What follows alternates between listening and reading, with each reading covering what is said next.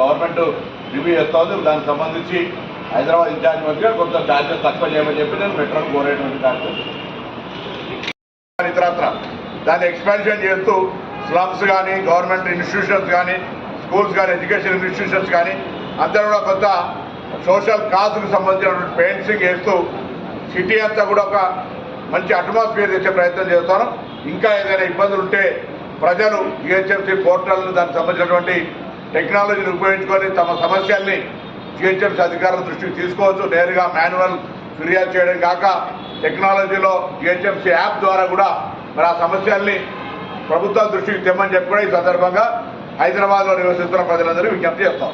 Sir అంటే ప్రధానంగా ప్రాజెక్టులకు చాలా ప్రాజెక్ట్స్ ఉన్నాయి.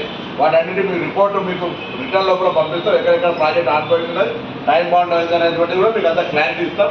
కొన్ని స్టార్ట్ కాని ప్రాజెక్టులు నేను డిసెంబర్లో కంప్లీట్ చెప్తానే కూడా నమ్మకం.